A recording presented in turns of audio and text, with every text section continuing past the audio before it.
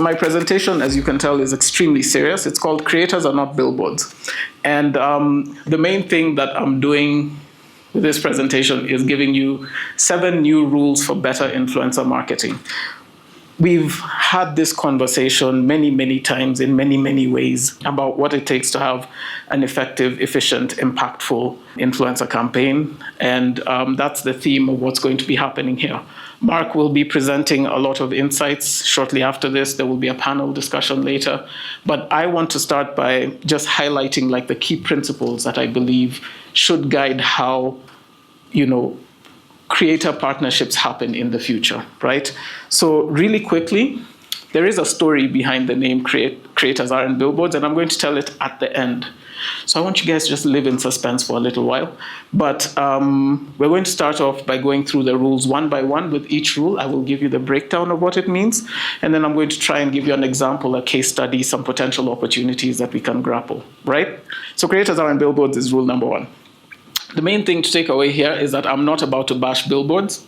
I know people work really hard to make sure out-of-home advertising happens, and deep investments are there, and some of us are older marketers who've been in the space for a while, where we do have some connection to above the line. So I'll try to be gentle. Let's look at the numbers. First of all, if you look at the height, billboards can be up to 9 meters tall, whereas creators don't really go above 2.5. That guy right there is a creator. He's actually called the Gen Z Goliath. He got famous during the protest last year. He's 8 feet tall. Can you believe? The person next to him is nearly 6 feet, and that's how small she looks. So in this regard, billboards are better. I think that's where that story ends, because if you look at the quantity, getting into the numbers, in Kenya we have about 2,166 billboards across the country, right? We have at least 150,000 creators. Why does this matter? Well, for one, that 2,166, please keep in mind, about 1,000 and change of that is in Nairobi, right? So you already have such a densely concentrated presence of out-of-home advertising here, but then the rest of the country kind of dwindles. That 150,000 is fairly, not evenly, but it's better distributed around the country. So you get better impact when you look at where the creators are and the type of access they have in terms of audiences.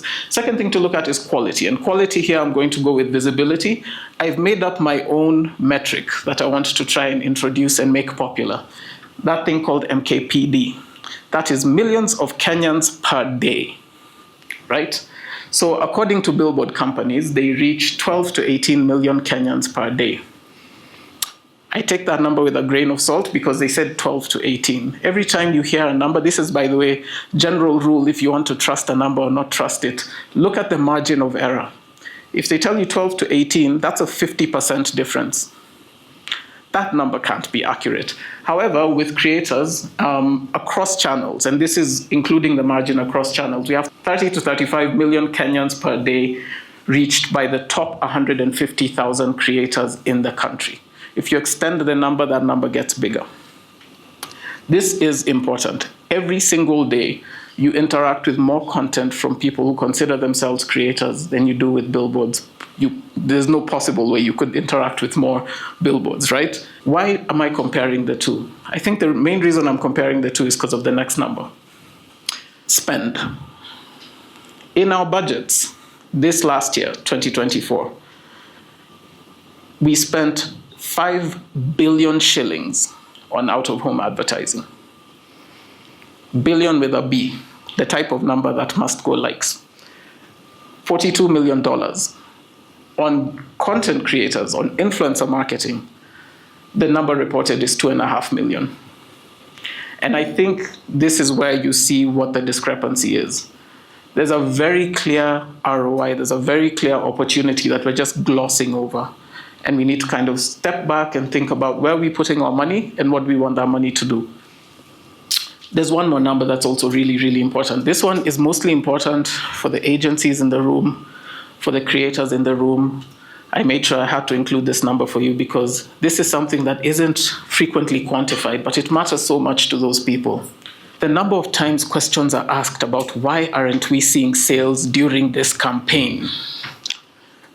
Nobody is questioning the billboards, but every single creator, I can promise you, has had instances where contracts have been cancelled, payments have been delayed, money has been denied because sales were not seen. Look at the number before, look at the number after. Let us try to justify how we get to the point where creators are not even being treated like billboards, even though we can clearly see they have more impact, but they're being treated a little bit worse. I think this is the reality. I just kind of want to paint the landscape for you, because what you'll see here is that we've come from a space where billboards were such a massive part of our lives. And keep in mind, by the way, billboards are right at the bottom of the media echelon. Right at the bottom, next to radio, which is a weird thing to say. Oh, no, not next to radio, next to newspapers. Yeah, all the way at the bottom. Because TV is all the way up there, radio is all the way up there, and then just further down, this is where you find billboards. Deeper down below that is where you find creators, right? And it's kind of important to keep this in mind, because at the end of the day, the big difference is that billboards, they talk at people. They're broadcasting. They don't have the interaction. They're very much above the line. But creators talk to people. They have engagement. They have relationships. They will directly engage you if you DM them. They will directly answer your questions. They will do interactive things and build trust and build connections. And I think that's one of the things that you see working really well. And I want to single out one creator who's going to be here, hopefully in a few minutes or potentially an hour. Victor Peace. He's doing this thing with Samsung right now, where he's helping them push their new phones. And I want to single out why I think this is really cool. There's something he did the other day. Now, Vic, just for perspective for the people who don't follow him, Vic shares quite a lot about his life. People know him as the clean guy. I feel like if I go into his house right now, I might get hurt just by how clean those surfaces are. I have children in the house, yeah, but I feel like I would be offensive if I entered this house. I might spontaneously catch fire. But we also know his story, we know his struggles, we know the relationships he's been in, we know his mom, we know his friends, you know the circle. So when you see him doing certain things, it has way more impact. For instance, when he decides that he's going to buy his mom a smartwatch because we know she has health issues, there's a certain level of trust that goes with that you don't get with a billboard that says new Galaxy Watch 6. When he goes and says, oh yeah, you have this, feature where you can go back and delete your ex from photos, we know the story behind that. When he does certain things and he says certain things, you see that impact. But more importantly, when someone DMs him and says, I'm thinking of switching from iPhone to Samsung, and he says, go for it, you'll never regret it, and then shares that to his stories, 100,000 people see that message. And in that 100,000 people, some of them are iPhone people, and some of them are frustrated as well. And some of them see someone like me is going through this, and this is what someone I like said. We're going to come back to why liking is important, but before that, let's look at another hilarious graphic and move to the next rule. Influence is earned and not bought. There's no amount of cash that you can put down that's going to make trust something that you can buy. I think the only time you can buy trusts is like through legal transactions. But influence is not transactional. And we're talking about influence today. And this part, I think I want to split it in two, because there's insights for the creators, insights for the agencies, insights for the storytellers, and there's insights for the brands, right? And both of those insights are basically around this same thing here, this core principle here, that if you want to drive influence for yourself or to your audience or however you want to do it, you have to be really, really clear on what the fundamentals are. Shiro mentioned that I create content, so if you watched my series on influence, sorry, you're going to see it again. There's a book by this guy, I'll call him Bobby. His name is Robert Cialdini. He is a Regent Professor Emeritus of Psychology and Marketing. It's a very interesting intersection of things to choose to have PhDs in. But the reason why I bring him up is he's the world's foremost expert on influence and persuasion, right? He spent pretty much his career studying these two things. And in 1984, he wrote this seminal book called Influence. It's a really, really powerful book to have, but in it he outlines principles that I want to borrow from right now, just so that we can be able to guide this conversation a little bit and make it a little bit more tangible. This is the educational section of my presentation. He highlights 6 key principles for influence. The first one is reciprocity. Reciprocity works like this. If I come and I say, "Hi, how are you?" Right? The likelihood of you responding to someone doing something with the same level of care, attention, detail is extremely high. If I ask how you are, whether or not you cared how I was before, you will say, "I am fine, how are you?" It's kind of something that's ingrained in us. This is why you'll find, for example, that in restaurants where they ask for tips, they bring your bill with something. They'll be like, "Oh, here's a mint, and here's your bill." Those little cues where you give and ask work really well. I'm sure for those of you who've traveled, you've probably run into the guys who are doing collections for donations for whichever religious organization, where they will walk up to you and offer you a flower or offer you something and then ask you to sign. There are places where you go and you're told, "Oh, free sample, and while you're here, would you like to buy one?"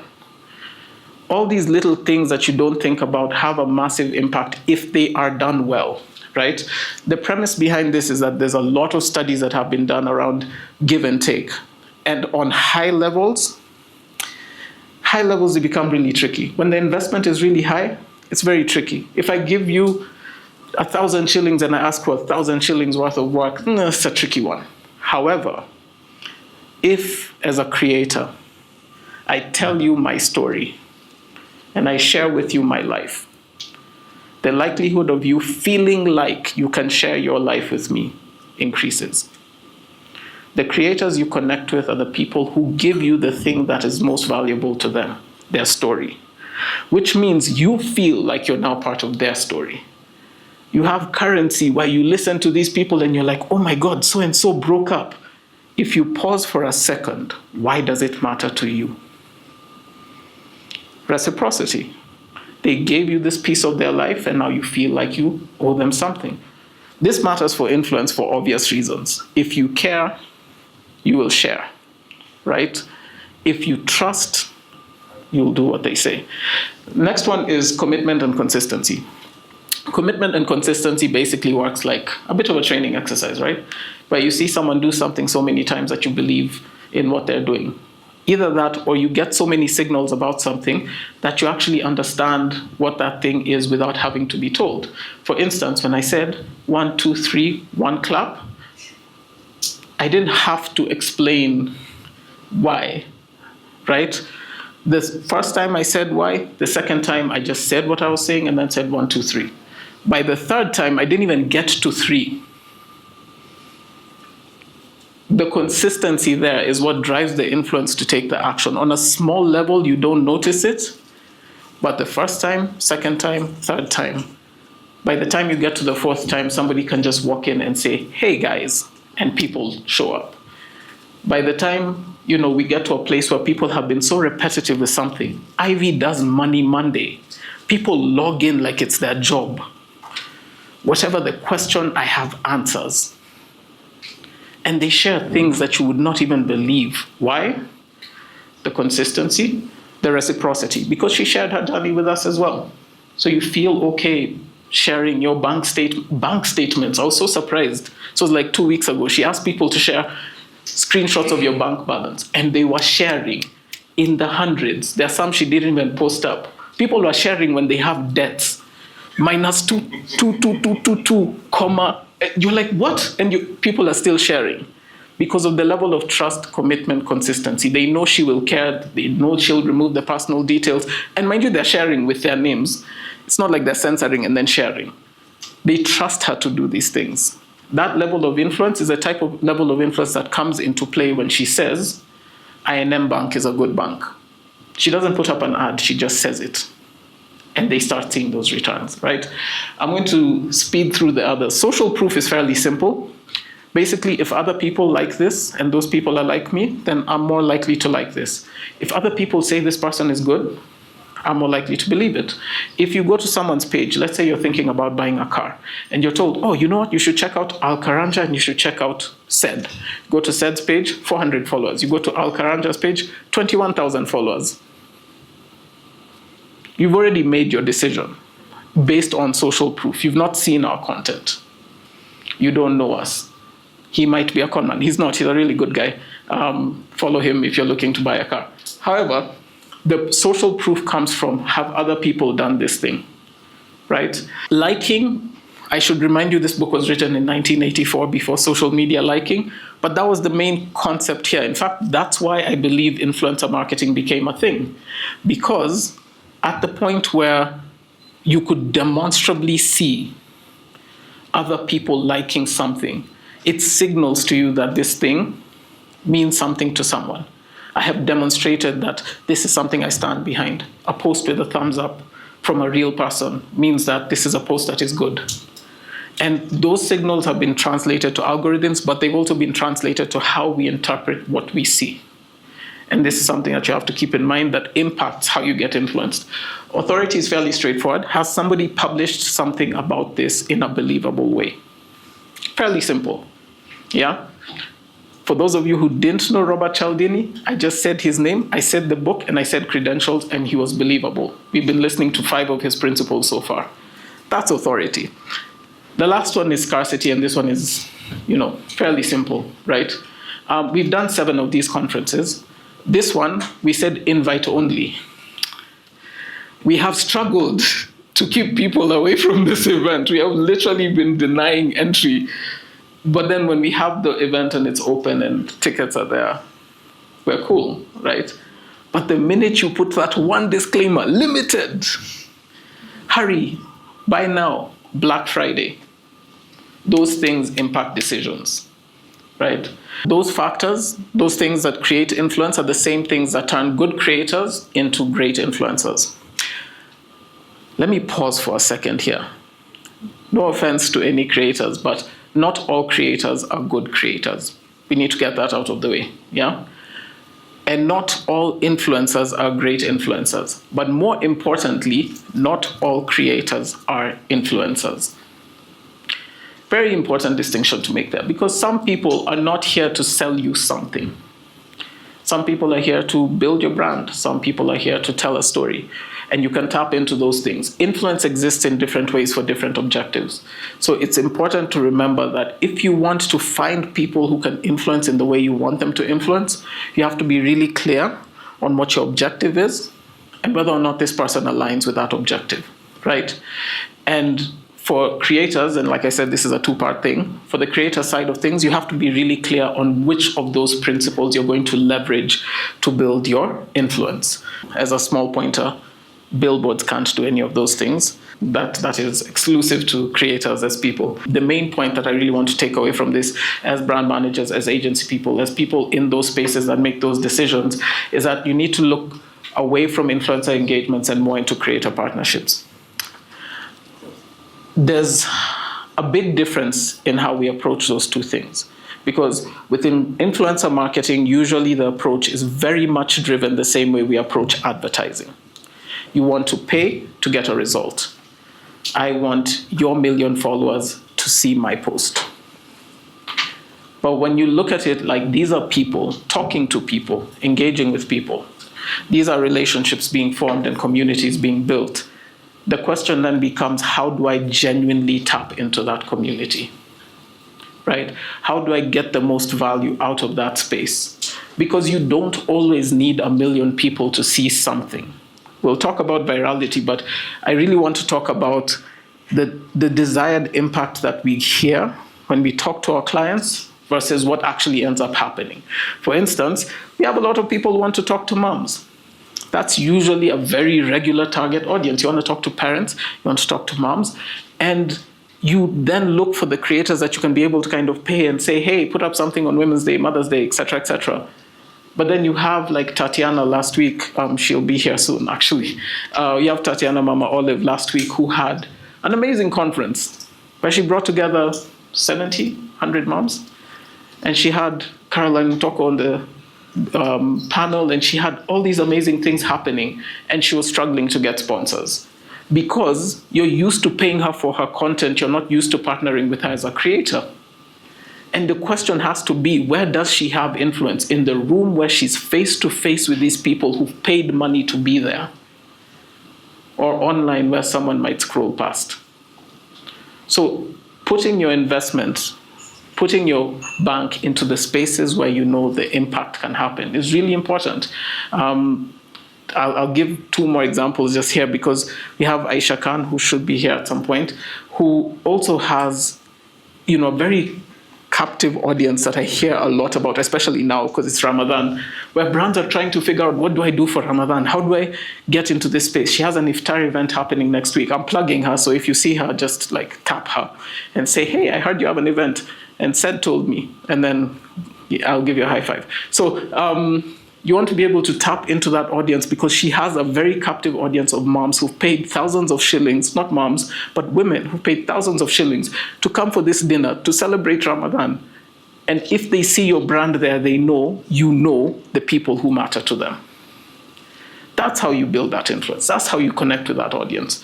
Last example I'm going to give, I'm sorry, I have to, is with communities like Playroom, where she's built a community of parents. She has a play pod where she takes care of their kids. She has events that sell out quickly. And none of them are sponsored. But when people want to work with her, they want her to post something on her page. And this becomes a question of, are you trying to partner with the creator? Are you trying to reach the audience? Or are you trying to just publicize and advertise? Because genuinely, if you're trying to advertise, put the money into an ad. It will take you further. If you're trying to connect with a community, put your money in the creator. It'll take you further. And that's kind of the key thing I want to take out here. Main takeaway there is just that credibility leads to better engagement leads to real results. And that's really what we want to be able to do. Rule 3 is that virality is not a strategy. You can't say, I want to go viral, and that's the plan. The question just becomes, what exactly are you getting out of this virality? What exactly do you get from 1 million views and from 1 million people seeing this? You have to be able to kind of quantify that. I like saying that chasing viral moments as a strategy is like playing the lottery as an investment. Yes, the uptick is really good if it works. Yeah? Do you really want to play with our money like that? Is that really how we want to approach it? More so, do you believe that this works as a strategy? Thinking about the strategy being long-term objectives, how do we build a long-term objective into virality? How do we say, you know what, I want more people to think about me when they think about this off of a post that's going to be viral for 3 days? Right? So we have to kind of build on away from virality as a strategy. By the way, this doesn't mean that if the post goes viral, it's bad. It just means that you need a strategy that isn't going viral. There needs to be a strategy separate from going viral. Going viral is an outcome. It's not a strategy. And I say this a lot for the people who've been here for multiple Converges. Not everything that counts can be counted, and not everything that can be counted counts. The things that matter are not always measurable. If, going back to the example I was giving about Victor Peace saying, I'm getting this watch for my mom because I'm worried about her health, you know the mom, you know him, you know their relationship. You can figure out where you fit in that chasm. You can see yourself a little bit in that mirror. If he says something like that, what does it mean versus if you see a billboard that says, now with health tracking features? Both those things have two very different meanings. But if you were to quantify it, let's say that billboard was the one next to Safaricom that gets 30,000 views a day. And you say, but you didn't get 30,000 views. There's a big, big difference. I frequently like to bring up that when I worked, I wouldn't name the company, but I worked with an e-commerce company. There's a post we had that went viral, proper viral, and sold 2 products. And then we had a creator who we gave a free pan, just one, and we sold out of the pans. We had to keep reordering them and reordering them for 2 years straight. Granted, There are other dynamics in play. What was the viral post pushing? Something nobody else cared about. Well, not nobody, but not enough people. It was adult swimming classes. But what was the pan? Something everybody could use, a good product, a useful product at a great price. We focused on our core business, and this creator focused on their core business, and you ended up creating a lot of revenue from nothing, right? No virality. That post was not exceptional, but we had 20 of them, and she had 40 views, and the 20 sold out. And then you go into scarcity, because when people come and they see sold out, this must be good. Pre-order. And then when you see, okay, pre-orders are up, people are like, hiya, social proof. You have to look at how the chain of influence works and be able to feed into it based on a strategy that is not virality, right? Real ROI in general comes from consistent, authentic connections and conversations. I'm going to single out another creator that I really like really quickly. And this guy is called Present Fatherhood. If you've not worked with him, please find him and work with him. His name is Jeff, and he does content around fatherhood.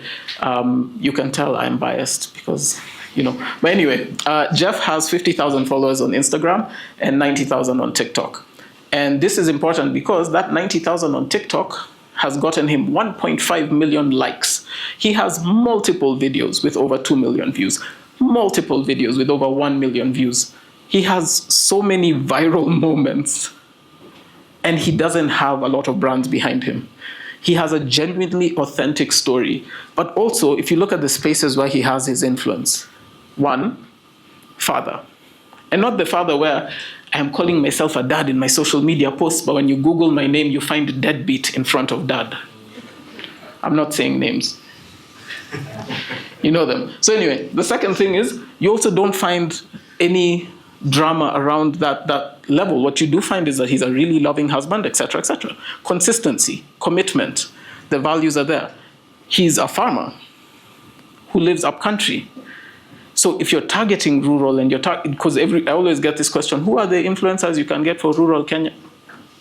They're there, and there are many. If you look for business people, he has four-ish businesses. He has the coffee company. He has another one that does lemongrass. He has, I'm forgetting them, honey, in the apiary, and he's hustling, yeah? And then, of course, he's also homeschooling his kids. His story is so compelling that if a brand decides to say, let me tap into this part, let me feed into this part of the story, the number of people who follow him, who are just rooting for him, like there's nothing other than we support this guy. That's the audience you want to tap into. That's where you find the influence, right? As compared to, other dads. Not saying that. Anyway, let me not say anything. So the fourth rule is micro is mighty. This is fairly straightforward. We had a live about this. If you joined the live, first, I apologize for my internet connection that day. But second, we did talk about niche creators and the impact of niche creators. And the big thing that we're saying is just big following does not mean big influence. One, very important to know, 1 million followers does not mean 1 million likes. And second thing is, future belongs to niche creators. And I want to clarify here that niche does not mean small. Niche means focused. Niche means that you have decided this is the area that you're going to build your influence around, because people can't believe you for everything, yeah? I mean, they can, but it's going to be a lot more work to convince everybody of everything. However, if I want to convince you that I'm really good at marketing, I can do it in a few slides, right? I hope I'm doing it. Anyway, so the idea here is that you want to connect deeply with someone's audience at that level, around that topic, in that space. There are niche creators who are pretty big. So a good example is like MKBHD, who does technology, or Ivy, who does Money Monday, and she does Mover Society, and she does money-related things. They're not generalists, but because they're not generalists, you don't find them in the 1 million, 5 million, 10 million range. You find them in 100,000, 10,000, 5,000, smaller ranges compared to their peers. But the impact they have is so significant. If Ivy wanted to be a generalist, she could. She could immediately decide to start sharing life and love and this and that. But then half her audience is not your audience if you're a financial product. Whereas right now, 80 to 90% of her audience is your audience if you're that. That's where you want to invest, right? The brands that really take time to find ways of building within these niche communities, and especially looking for synergies that you can build. Because sometimes you'll find, niche might mean very small, right? If I'm doing a CEO's roundtable, I'm not trying to target 1 million CEOs. There are not 1 million CEOs in Kenya. It's a small number. So if my audience, you go to my page and you see that my audience is fairly small, you need to understand that my audience is not those people. There's a certain specific group of people who follow me, and a lot of them tend to be business owners because they're business owners of a certain kind in a growing space. And because those are the problems that I address, you find that my 1,000 people on LinkedIn are 1,000 manager, director type people. Carefully curated audience, so that the day I decide to say, this is happening, they're there, right? Now, how do you then tap into people based on those niches? Is just to decide, for example, if I'm looking for a high-value audience that cares about this thing, can I find 2 creators? One who has this niche, one who has this niche, who overlap, right? Really good example is what happened recently with these 2 podcasts that are doing a joint event. I don't know if I should mention that. But anyway, 2 podcasts, 2 different niches, and they decided that they wanted to do this joint event so that their audiences could overlap because they realized that there was a lot of synergies between them. And they pitched that synergy to a brand, and the brand paid for everything. And this is kind of the thing you want to be able to do. Listen to the creators because they'll tell you where those overlaps exist. Someone can tell you, you know what, yes, I do marketing, but I've seen my people, even on Friday morning, they look tired. I want to do the next event at Brackenhurst so that we can have activities and adventure. If you're up for that, please put it in the Q&A. But the idea would be, that's something I can go and pitch based on the idea that I understand that this is still a group of young people. Yes, we're young. This is still a group of young people who want to live life and want to enjoy life. They don't just want to sit and be frigid on a Friday morning, right? So finding those synergies and making sure that you build loyalists around communities and build synergies out of creators is an easy way to turn this into something bigger. Yeah, so this one's a fairly short one. Creators are not models. And like I said, I was doing some research, and one of the things that came up in the research is that the first influencer campaigns were templated, like the template that was used was the template that's used as a model release form in production. I'm seeing the lawyers nodding. So the idea here is that we started engaging them the same way we engage models for billboards. You see how that title is coming back? The same way we're engaging models for billboards is how you're engaging creators for Facebook. The same way we're talking to people who are just going to make a quick appearance and smile, and then you take that picture and you put it on a dongle or a dangler or something, and then you never think about it again. It's the same way we're addressing people who've taken time to build a community and grow that community and telling them the same things that we said to those other people. So I say that to say that there's a mind shift that needs to happen a little bit in that space. And if you're hiring someone to pose with products, you hire a model. It'll save you money. This is a big hack. Save you tons of money. You don't need to pay the creator. However, if you want that creator to publish it into their audience or to create an event around it or to do something with their audience around it, you're not paying for the picture. Right? You're not paying for the face. You're not paying for the photo. You're paying for the work that this marketer as a creator is doing outside of that photo. And the thing to keep in mind, by the way, just take a second for the English people to appreciate alliteration. But the thing to keep in mind is creators craft campaigns, they curate conversations, they create communities, and they catalyze conversions. Right? Each one of those things being its own goal. But the first one being that they craft campaigns. If you tell them, this is my problem, they will tell you this is my audience and this is how they respond. And you'll be able to craft something. And again, not all creators are good creators. Yeah, this is like me saying, this is what a plumber would do. But if you hire a hack, he's just going to come and hammer things. So you still have to be able to pick the right creators, get the right people to do the right job. If you get the right people, this is what they're doing for you. They're crafting the campaign. They're telling you, no, no, no, no, no. Let me not do a reel. I have this thing coming up. Let's do something there. Because then they can curate the conversations. Yeah? They can be able to create the communities. And then they can create the conversions that you're looking for. Now, one thing I do want to mention, this is on behalf of creators, agencies, and some of the legal here. Please, in your next influencer contracts, I feel this is important to distinguish because we have had entire partnerships fall apart because of this one clause. I do not know what the insistence is on saying we deserve the perpetual rights to your image, your likeness, your voice.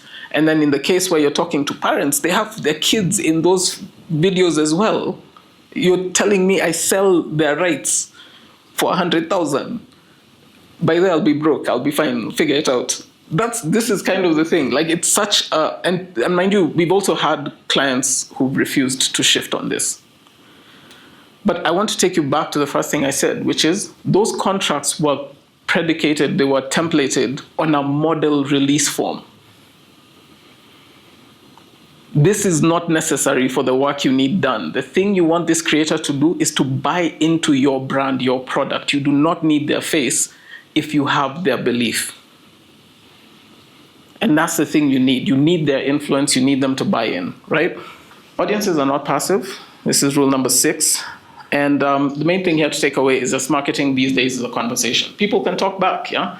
I say something, you say something back. So if I come in and I say, hi, how are you doing? Are you good? Yeah?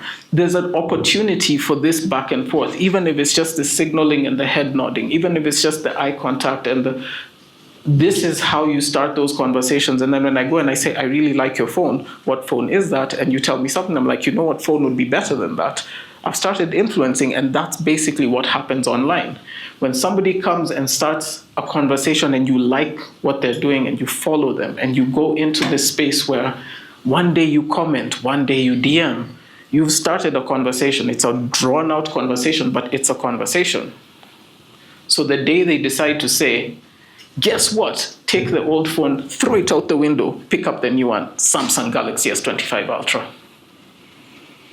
You feel happy for them, and then you also start thinking, oh, I should check that phone out. You don't think it, but you think it, right? And those things have become how marketing is happening, because even if you look at it and you're like, why didn't you get an iPhone? That's not an opportunity a billboard has. Now, this person can tell you, I didn't get an iPhone because this thing has this feature, and this thing has that feature, and this is better, and that is better. And this is where the difference between them having a script and them having buy-in comes in. Because if they believe it, it's not a broadcast, it's a conversation. And conversations have the same impact, or rather, good campaigns have the same impact as good conversations, which means you have to behave the same way. The people who win in this setting are the people who do the same thing that you would do in a conversation. You listen, you engage, you co-create, right? Don't just let the campaign run on a script. We've had this happen before, and I think this is usually what happens is a calendar, and you post. But if somewhere in the middle of this calendar, someone says, you know what?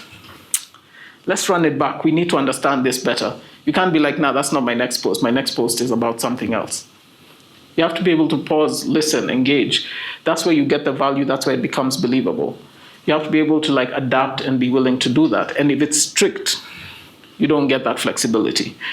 So having that open channel to be able to just go back and forth is something that makes a huge difference.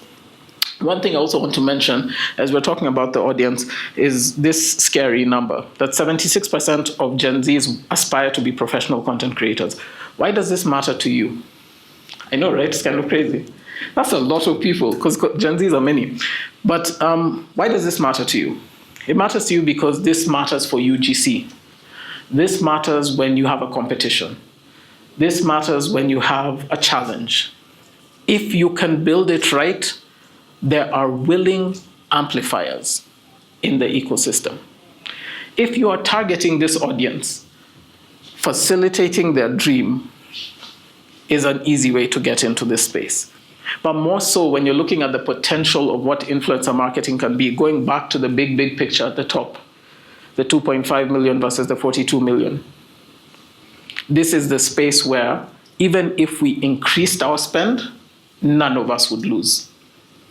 We would all still have a space we can influence. You can still sell furniture, Milan can still sell chocolate, everybody can still sell their thing without exhausting all the creators and all the potential influence that exists out there. So 7, influencing is not your business. Let me qualify this because it's being shouted by a guy in dreads. I am not that guy. It's important to know what is your core function and what isn't your core function. Because, like you've noticed as I'm giving examples, I'm starting at, you should say this is what I have and then ask the creator to come back to you. I put this question here just so that we can try to understand how things operate.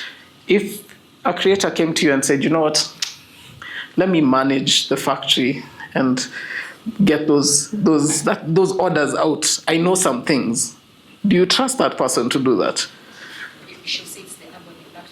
Oh yes, the Aboni. Okay, yes, sorry. So if somebody came to Aboni Dairy Products and said, I would like to make sure that your cheese gets better. Do you trust that person to do that? Exactly. That's not their business. What do? They create content online. But on the flip side, how do brands approach creators? Do this, and then they send you a draft, you're like, I don't know if that'll resonate with your audience. As who? We have to be able to actually pause for a second and just humble ourselves. And we have to do this all the time. Very frequently, I'm going to single someone out. When Irene comes to me with proposals and says, this is what a creator has said, and I don't know that audience, I will trust her. There's no other value I can give if I say, can she have done this different? Can we? Because it's not my audience, yeah? I don't know how to sell those products. Likewise, you might think, and this is something that is important to remember, you might think that you are your customer. You are generally not. 99% of the time, you are not your customer. You know the ins and outs of your business. You're able to be like, this is why this is high quality, and this is why this is good. But your mentality on how you understand it as a person who's gone through the product development and the research and the this and the that and patenting things and, seeing how the struggle with the cows this season, dealing with the taxes, must go. All those things, you're too deeply invested to be the person who then says, when the customer is walking down the aisle, what are they thinking? However, the person who is close enough to do that is the creator they follow, because that creator also walks down that aisle. That creator has the same experience with this person. So when they tell you, you know what would work well for cheese? I'm going to do a series on sandwiches. Some of them will have cheese, some of them won't. But this is what will work.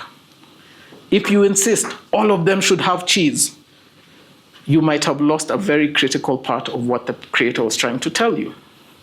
Is that we need a believable series that captures all audiences so that when we show this cheese pool, it takes the non-cheese people into cheese people. And that's something you might not have thought about. It might also not be something that that creator is willing to articulate because they know their audience, they don't know marketing. They're not in the agency position, they're not in the expert position. Where they are is that they're an expert of their audience. And so there has to be some trust that goes into that. I think the big thing here is that you have to trust that expertise. What is this person good at? And can I trust them to do this? Now, trust has to be built in an ecosystem. Just to be clear, I'm not saying that you should go out there and trust every single creator you meet. I started out by saying not all creators are good creators and not all creators are influencers. But there's systems that have been built. There's a system we've built. This is like a foreshadowing for a little bit later. But there are ways you can be able to gauge whether or not somebody has real influence. By understanding their affinity, by talking to the expert. If you don't know how to be able to evaluate that expertise, somebody does. Irene at the back is a brilliant example. She's worked on hundreds of these contracts and various of these. She can be able to tell you, this won't work because of X, Y, Z. But if you go in and say, I saw this creator and I liked their content, pause for a second. Are you your customer? No. Okay, what is your problem? Start there. Because if you start at what is my problem, and then you go to Irene and say, this is my problem, she's the person who can be able to say, you don't need this person, you need this person, right? And this is where having the right tools and having the right insights becomes really important. To be able to trust the experts in the spaces to be able to guide you on what needs to happen. Now, some of you might be experts, which, if you are, please, let's talk. I need your input on a lot of things. But at the same time, most of us aren't. And most of us have to be humble enough to understand that you can't be an expert on every single type of creator. You cannot know all 150,000 of those people that I mentioned earlier. So you have to figure out where you sit in that pipeline. And one thing to keep in mind is that influencers are not just marketers. I want to tell you a story about this guy called Jim. Most people know him as Mr. Beast. Mr. Beast, does anyone know? Not know? No? Okay, wait, let's start with not know.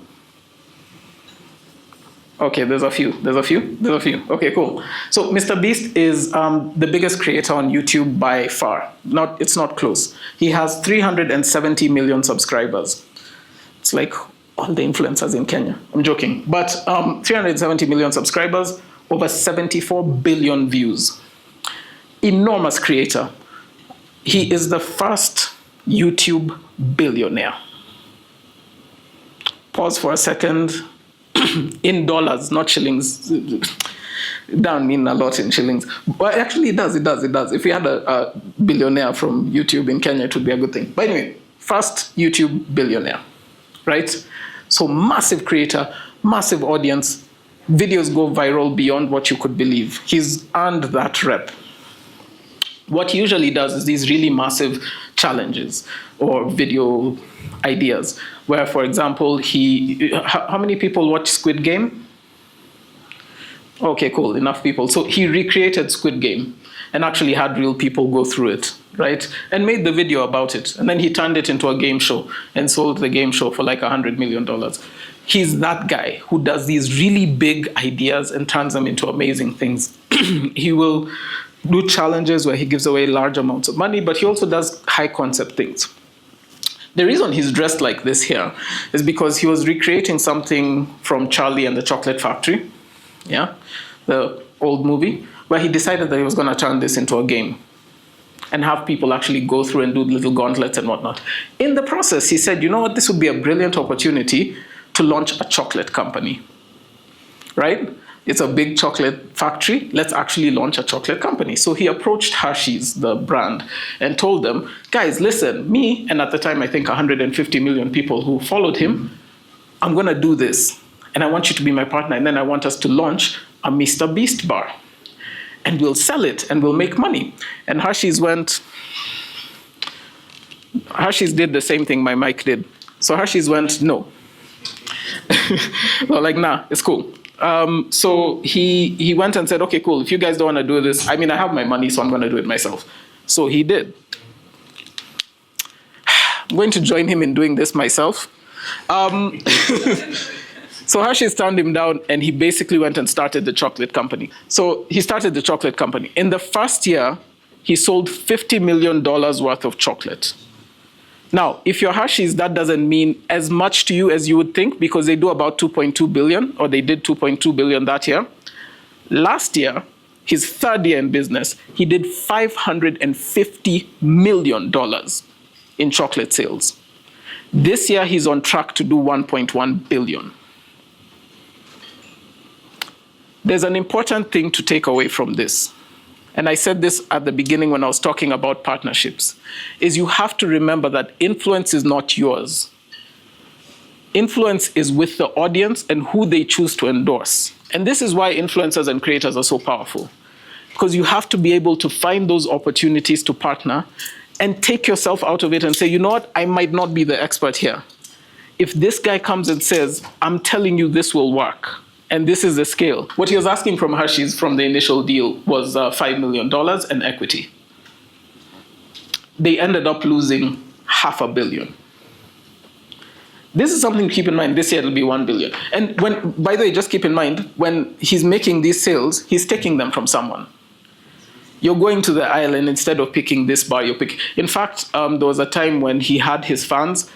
He got sued for this, by the way. But there's a time when he had his fans put his product next to Hershey's. This is why you have to be able. Now, he's vindictive. Like I said, not all people are good people. But the idea here is that you have to be able to identify where the opportunities are when they're presented to you. You have to be able to just pause for a second, look at the numbers that you do understand, and understand how they apply to you. Because in his case, no, he's not a chocolate maker, but can he find one? Does he have the resources? Can he mobilize the audience? If all these things check out, then you don't even need to understand his content. If somebody comes and tells you, oh, there's a guy worth $400 million who wants to partner with us because he's going to do this thing. If you don't do it with him, what happens? He has the resources to do it himself. The partnership was a partnership. It was an opportunity for us to do this together, right? So what do we take away from all this as I wrap up? First thing is that creators are people, need to treat them like people, need to operate like people. I've talked about the human aspect of this quite a lot, but you also have to remember this changes your objectives. This also changes how you move. Second thing is that we don't need to rethink influencer marketing. I get this question a lot about, does influencer marketing work? How do you actually measure influence? Pause for a second. What we need to do is we need to adapt creator partnerships, because those are a lot easier, one, to understand, and two, to see the value from. Because if you approach it as influencer marketing, you compare it to other marketing. You compare it to other marketing, that's how I end up having to say creators are not billboards. Third is straightforward. Right strategy, right creators, right metrics. Just remember, not everything that counts can be counted, not everything that can't be counted counts. And the last one is just trust, access, and efficiency. We really want to bring these three things around. You want to be able to create an environment that allows trust on your end and on the creator's end. And you want to be able to create access where creators know what you have to offer, but you also know what they have to offer. And that space of discovery needs to exist. And then the last one is you want to streamline things that are not part of this discussion. We should really not be spending 50% of our engagement time with influencers on contracts. We're wasting a lot of time on a lot of things that don't really need to be part of this process. We should not be spending this much time discovering. I'm teeing up to the announcement that we're making later, but the point is there are easier ways to do this, there are better ways to do this, and in this day and age, we should try and reach out to them. So with that said, I just want to say thank you very much. That's my 1 hour.